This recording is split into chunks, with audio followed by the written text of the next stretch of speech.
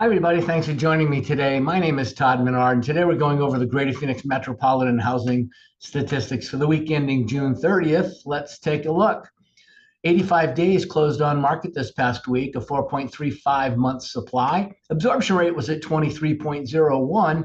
Average list price this past week at 734,844. Average sale price this past week 607,836, and our list price to sale price retention at 96.83.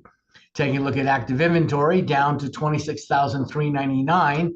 Our pending is sitting at 3826 and closed units at 5871 month to date.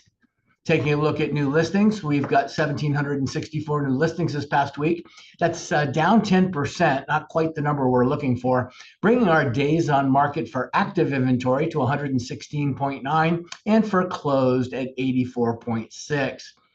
Taking a look in the lower left-hand side where we see our price ranges, you'll see that a number of price ranges had contractions in the number of units that were available.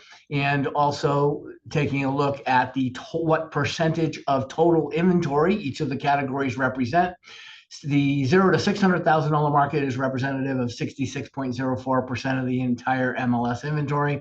600 to 1 million, 21.16, down just a little bit, and $1 million and up product equals 12.81%. Taking a look at our spreadsheet where everybody gets to be the expert. Obviously, we have the year over year. We have also the same week last year, and we also have month over month for comparison purposes. Taking a look at new listings this past week, 1,764, down from 1,953 of the prior reporting period. The same period last year, we had 1,798 listings, so we're pretty close to what we did last year. A couple of years ago, we were only at 1543. So although we did have a contraction, numbers still not bad. Taking a look at active inventory, dropped to 26,399 from 26,645. Again, we still have about 41% more inventory than we did last year, as you can see right here in this column. Of that 26,399, 481 of those are in the coming soon category. 20,277 are single family non-distressed, 2,577 new home construction, and 26,141 non-distressed properties. Well, that's 99%, meaning that all of the distressed properties, if we total those, are just over 1% of the entire MLS inventory.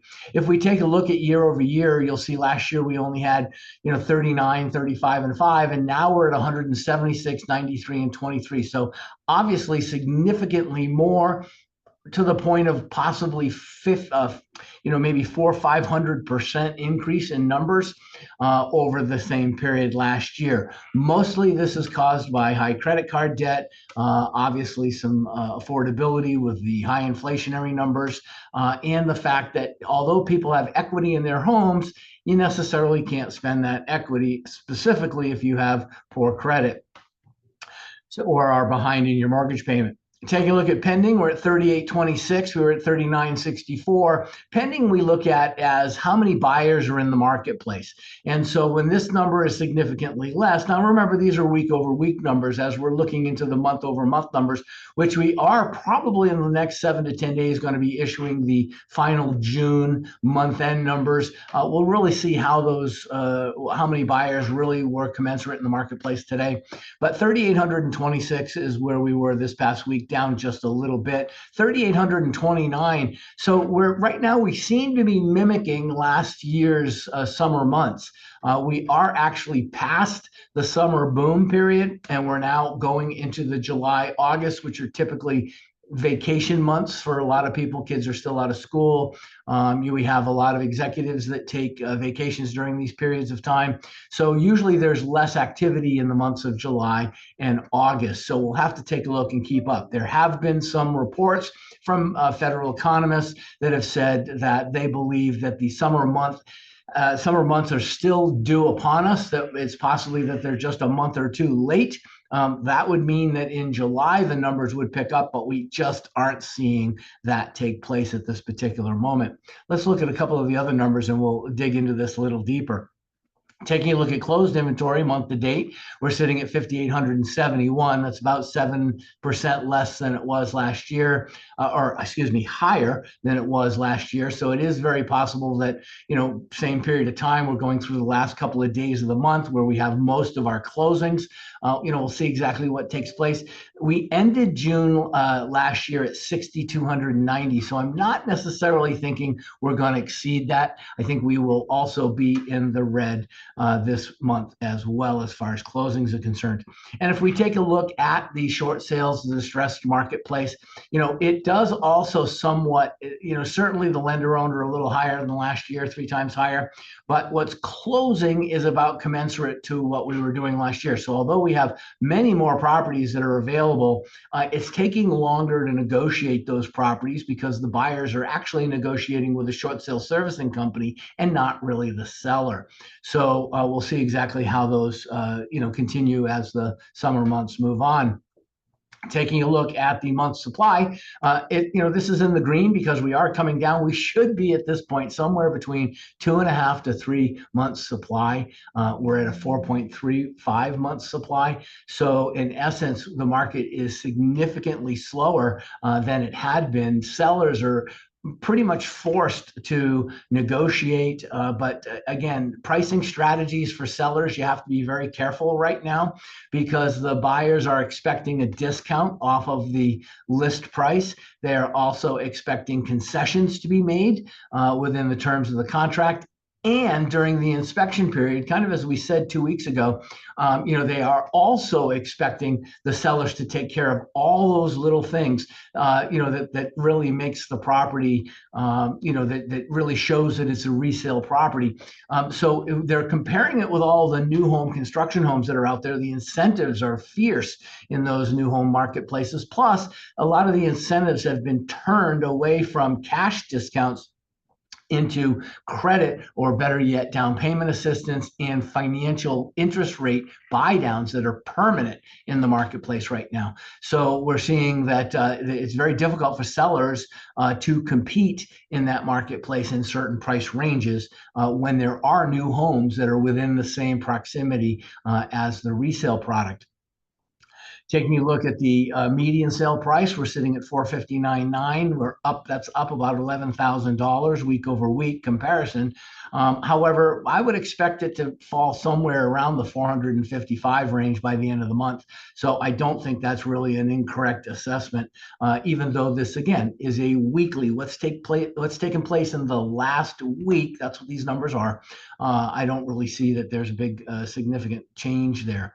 117 days on market for active inventory. That's been continuing to increase. In fact, it was only 100 last year and 98 the year before that. So we are significantly, inventory is taking longer to sell. And it's because although we have higher 44% inventory increase, we have fewer buyers in the marketplace. And so it's just not eating up that product. And that forces us into a 4.35 month supply, which puts us in a buyer's market. So the buyers are in control of this market right now. If realistically, last time we saw this was somewhere around was about 2014, even earlier than that, 2011, 2012, when we were really in a buyer's market, when we had so much inventory and really not many buyers to purchase it.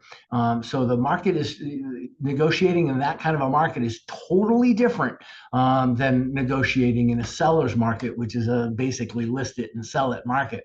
So even listing agents and sellers have to be, the expectations have to be appropriate for this particular type of marketplace. And if you haven't lived in a buyer or sold in a buyer's market or were a realtor prior in a seller's buyer's market, then you really need to talk to some of your colleagues that have been to try to learn some of the negotiating strategies, which is what I try to help you with on a week-to-week basis. And the last number here is the list price to sale price retention. And of all the numbers today, this one's probably some of the more important because this is demonstrating exactly what I said earlier, that the buyers are expecting a discount. So what list price to sale price retention is what is the difference, or best yet, how much of the list price did the seller retain as at the time that they took the offer, accepted the offer? So what was the difference between the list price and the purchase price in that offer, in that contract. And so 97.8 has been our rule of thumb for decades. Now, sure, it goes up, it goes down. When it's over 100%, that means sellers are getting more than they're asking. That's happened a few markets in our multiple offer scenarios. And then in other, when it goes below 97.8, what we're seeing is that sellers are having to give up more than typical on their list prices. And at 96.83 versus 97.21 the week reporting period prior, the seller actually gave up about 0.5% more in this last week to really entice that buyer to get under contract. Last year, we were at 97.94. That was a strong number above what our industry average has been, and 98.35 a couple of years ago. So you can see at this particular moment, we're 1.5%, 2% behind on that right now. Sellers are having to be much more creative. So that's the numbers this week. I hope everybody has a good week. If you have any questions, please don't hesitate to give me a call. Thought you'd be interested in seeing this before, since it's been a couple of weeks since we got our most recent report out, and today we didn't have our normal podcast. So we'll see you again next Monday for the podcast from 9 to 10. And again, let me know if I can be of any assistance to you. Take care. Good day.